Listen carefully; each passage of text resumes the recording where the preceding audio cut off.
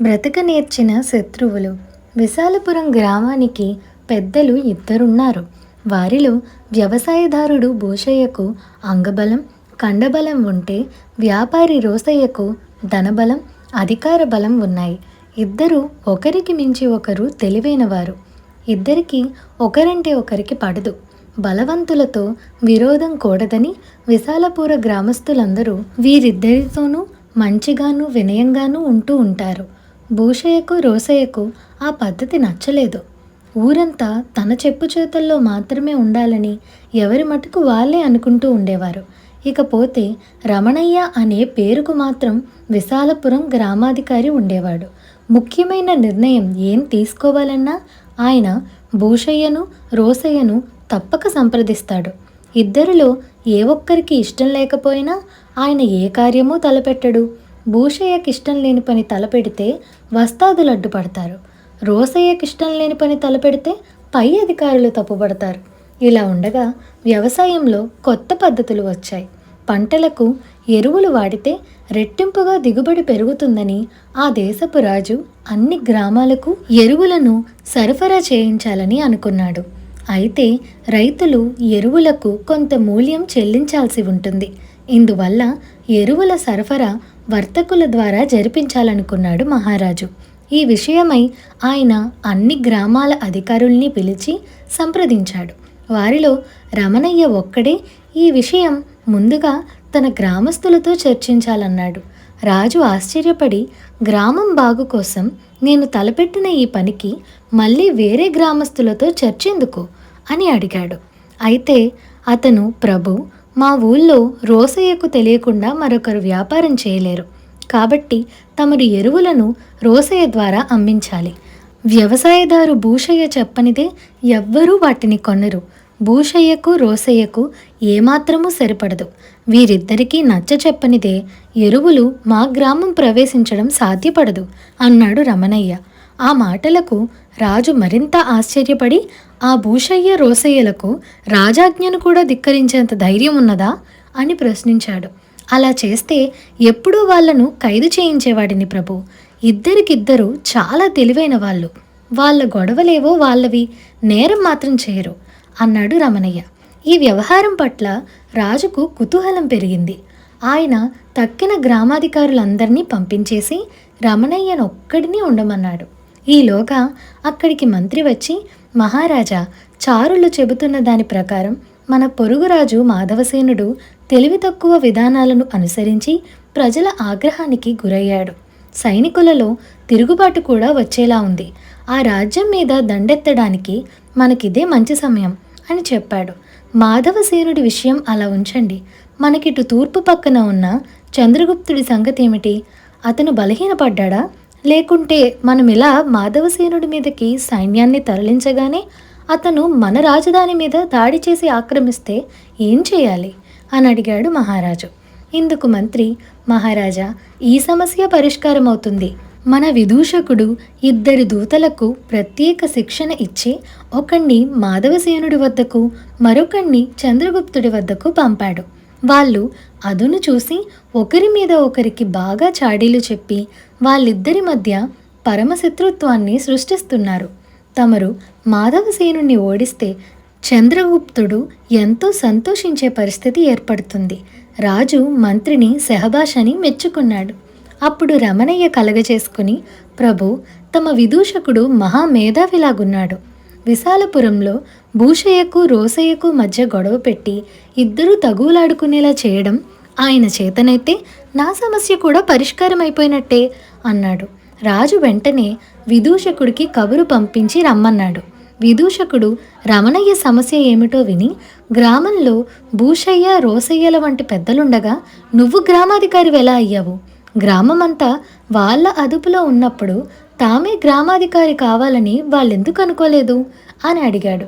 ఇద్దరిది సమాన బలం. ఒకరితో ఒకరు తలపడితే ఇద్దరికీ నష్టమేనని వాళ్లకు తెలుసు. ఇద్దరిలో ఎవరు గ్రామాధికారి అయినా రెండోవాడు సహించడు. అప్పుడు గ్రామాధికారి అయిన వాడి బ్రతుకు దినదిన గండమవుతుంది. అది తెలిసి వాళ్ళు మూడో మనిషి అయిన నన్ను గ్రామాధికారిని కానిచ్చారు అన్నాడు రమణయ్య. వర్తకుడు, వ్యవసాయదారుడు ఒకరి మీద ఒకరు ఆధారపడకుండా ఒకే గ్రామంలో ఎలా ఉండగలుగుతున్నారు అన్నాడు విదూషకుడు.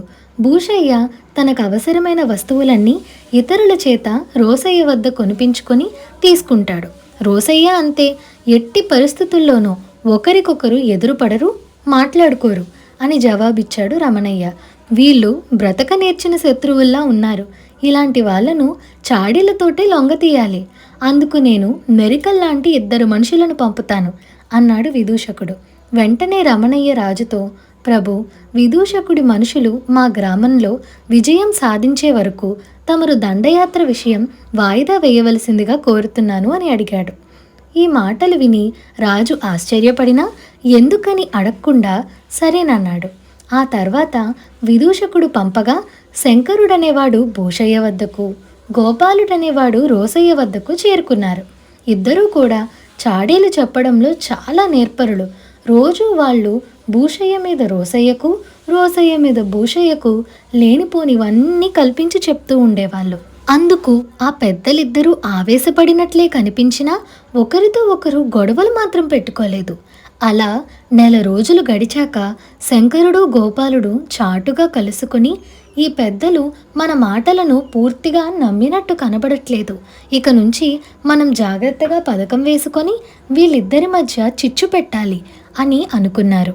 ఆ ప్రకారం శంకరుడు ఒకసారి భూషయ్యతో, మీ పశు సంపద చూసి రోసయ్యకు కన్ను కొడుతున్నది, ఆయన వాటికి విషప్రయోగం చేయాలనుకుంటున్నాడు అని చెప్పాడు. ఆ తర్వాత శంకరుడు నియమించిన మనిషి పశువుల కుడితిలో విషం కలపబోతుండగా పట్టుబడ్డాడు. భూషయ్య వాడిని గట్టిగా గదమాయిస్తే తనను రోసయ్య పంపినట్లుగా చెప్పాడు. అదే సమయంలో గోపాలుడు నియమించిన మనిషి రోసయ్య ఇంట దొంగతనం చేయబోతూ పట్టుబడ్డాడు. వాడు రోసయ్యకు తనను భూషయ్య పంపించాడని చెప్పాడు. విచిత్రం ఏమిటంటే భూషయ్య, రోసయ్య నేరస్తులను గ్రామాధికారికి అప్పచెప్పారే తప్ప ఒకరి మీద ఒకరు ఫిర్యాదు చేసుకోలేదు. నేరస్తులు నోటికి వచ్చినట్టు చెబుతారని, వారి మాటలకు విలువనివ్వకూడదని ఇద్దరూ చెప్పి నేరస్తులను నేరానికి తగిన విధంగా శిక్షించమన్నారు.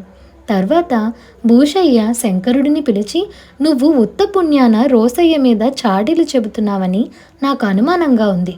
ఇంతవరకు నువ్వు రోసయ్య గురించి చెప్పినవన్నీ అబద్ధాలే. వారం రోజుల్లో ఆయన్ను గురించి ఒక్క నిజం చెప్పావా సరే సరి, లేదా నా పశువులకు విషం పెట్టమన్నది నువ్వేనని గ్రామాధికారికి చెప్తాను అని అన్నాడు. రోసయ్య కూడా గోపాలుడిని ఇదే విధంగా బెదిరించాడు. ఇది జరిగాక శంకరుడు, గోపాలుడు చాటుగా కలుసుకుని, ఎంతో చాకచక్యంగా మనం అల్లిన అబద్ధాలు వీళ్ళ మీద పని చేయలేదు. ఈ వారం రోజుల్లోనూ ఏదో ఒక నిజం తెలుసుకోకపోతే మన బండారం బయటపడుతుంది, రాజుగారికి చెడ్డ పేరు వస్తుంది. కాబట్టి గట్టిగా ప్రయత్నించాలి అని ఇద్దరూ అనుకున్నారు. ఈలోగా ఎరువుల కబురు గ్రామాధికారి ద్వారా విడివిడిగా భూషయ్యకు, రోసయ్యకు చేరింది. ఎరువులు నేరుగా రైతులకే ఇవ్వాలని, వర్తకుల నుంచి తాను తీసుకోనని భూషయ్య స్పష్టంగా చెప్పాడు. ఎరువులు తనే అమ్ముతానని, ఎవరికి కావాలన్నా నేరుగా తన వద్దే కొనుక్కోవాలని రోసయ్య అన్నాడు. గ్రామస్తులందరూ చివరికి ఏం జరుగుతుందో అని కుతూహలంగా ఎదురు చూడసాగారు. ఈ పరిస్థితుల్లో శంకరుడు ఒక విషయం తెలుసుకున్నాడు. గ్రామాధికారి రాజుకు తను భూషయ్య అన్నదేమిటో చెప్పే లోపల రోసయ్య తన మనిషినొకడిని రాజు దగ్గరికి పంపాలనుకుంటున్నాడు. ఆ మనిషి రాజుతో రోసయ్య మాటగా, ఎరువులు రైతులకు చాలా అవసరం కదా, వాటిని రాజే నేరుగా రైతులకు ఇస్తే బాగుంటుంది, మధ్య వర్తకులు దేనికి అని చెప్పాలి. వర్తకుడైన తనే ఇలాంటి సూచన చేయడం వల్ల రాజుకు తనపై సదభిప్రాయం ఏర్పడుతుందని రోసయ్య ఆలోచించాడు. ఈ వార్తను శంకరుడు భూషయ్యకు చేరవేశాడు. ఆయన వాణ్ణి మెచ్చుకుని, నాకు ఉపయోగించే కబురు తెచ్చావు. ఒక వర్తకుడే అలాంటి కబురు చేస్తే రాజు తప్పక ఒప్పుకుంటాడు. గ్రామంలో ఉన్న రైతులెవరూ నా మాటకు ఎదురాడలేరు గనుక మొత్తం ఎరువు నా దగ్గరికి చేరుతుంది. ఆ ఎరువును మిగతా రైతులకు అమ్మడం ద్వారా వర్తకంలోనూ సాధక బాధకాలు తెలుసుకుంటాను. ఇంతకాలం నేను పండించినది అమ్మడమే తప్ప ఏది కొని అమ్మలేదు. ఈ అనుభవం నేను వ్యాపారం చేయడంలోనూ నాకు సహాయపడుతుంది. వ్యాపారి రైతు కాలేడు, కానీ రైతు వ్యాపారి కావడం కష్టం కాదు కదా అన్నాడు. ఈ సంగతి గోపాలుడి ద్వారా రోసయ్యకు చేరింది. ఆయన వాణ్ణి మెచ్చుకొని, "నువ్వీ కబురు తేవడం మంచిదే అయింది. లేకుంటే నేను రాజు దగ్గరకు నా మనిషిని పంపి కొరివితో తలగొక్కునేవాణ్ణి" అన్నాడు. ఆ తర్వాత గ్రామాధికారి శంకరుడు, గోపాలుడు రాజధానికి వెళ్ళి రాజు, మంత్రి, విదూషకులను కలుసుకొని జరిగిందంతా చెప్పారు. "అయితే నేనిప్పుడు ఏం చేయాలి?" అని అడిగాడు రాజు. ఇందుకు గ్రామాధికారి రమణయ్య రాజుతో, "ప్రభు, రాజాజ్ఞగా ఎరువులను అమ్మాలని రోసయ్యకు చెప్పండి. భూషయ్య తన పొలాన్నెవరికో కమతగాడికిచ్చానని వాడి చేత ఎరువులు కొనిపించుకుంటాడు. తమకు తాముగా ఒప్పుకోరు తప్ప రాజాజ్ఞను వాళ్ళు ధిక్కరించారని నాకు తెలుసు" అన్నాడు. "ఇలాంటి వాళ్ళు కలిసి ఉంటే ఎంతో బాగుండేది" అన్నాడు రాజు నిట్టూర్చి. అప్పుడు శంకరుడు, గోపాలుడు విదూషకుడితో, "మాకొక్కటే ఆశ్చర్యంగా ఉంది. మేమెన్ని కల్పించి చెప్పినా వాళ్ళిద్దరికీ తెలిసిపోయేది. ఒక్కసారి నిజం చెప్తే అది నిజమని వాళ్ళు కూడా గ్రహించారు. వాళ్ళ వద్ద నిజం తెలుసుకునే మహిమ ఏదో ఉండి ఉండాలి" అని అన్నారు. విదూషకుడు నవ్వి, "ఇప్పుడంతా నాకు అర్థమైంది. ఇందులో ఏ మహిమ లేదు. భూషయ్యకు, రోసయ్యకు కూడా ఒకరి తెలివిపై మరొకరికి అపారమైన గౌరవం ఉంది. శత్రువు తెలివి తమ ఊహకు అందదని వాళ్లకు తెలుసు. ఊహకు అందే సామాన్యమైన విషయాలు చాడీలుగా చెబితే వారు నమ్మలేదు. తమ ఊహకందని విశేషాలనే వాళ్ళు నమ్మారు. వాళ్ళు నిజంగా బ్రతక నేర్చిన శత్రువులు. ఇలాంటి వాళ్ళ శత్రుత్వం వాళ్లకు, పొరుగు వాళ్లకు కూడా మేలే చేస్తుంది" అని అన్నాడు. ఇది వింటూనే రాజు ఉలిక్కిపడి, "అలాంటప్పుడు మన ఊహకందే విశేషాలు తెచ్చిన చారుల మాటలు నమ్మి రాజు మాధవసేనుడి మీద దండెత్తాలనుకునే మనం మూర్ఖుల కిందే లెక్క. పొరుగు రాజ్యాలతో మనము బ్రతక నేర్చిన శత్రువులలాగే ఉండాలని రమణయ్య అభిప్రాయం అనుకుంటాను. అందుకే నా దండయాత్రను వాయిదా వేయమన్నాడు." "అవునా?" అని గ్రామాధికారి రమణయ్య వైపు చూసి అడిగాడు. రమణయ్య వినయంగా, "ప్రభు, బ్రతక నేర్చిన శత్రువుల మధ్య అధికారిగా ఉంటూ మందబుద్ధినైన నేనే తెలివి తెచ్చుకున్నాను. సూక్ష్మగ్రాహులైన ప్రభువుల మాట కాదంటానా?" అని అన్నాడు. భూషయ్య, రోసయ్యల శత్రుత్వం ధర్మమా అని ఆ దేశపు రాజు శత్రువుల మధ్య సుఖశాంతులతో కలకాలం రాజ్యం చేశాడు. ఇదండి ఇవాల్టి కథ. మీ అందరికీ గణపతి నవరాత్రుల శుభాకాంక్షలు. మీరు పూజలు బాగా చేసుకున్నారని అనుకుంటున్నాము. మీకు ఈ వీడియో ఎలా అనిపించిందో మాకు కామెంట్ సెక్షన్లో చెప్పండి.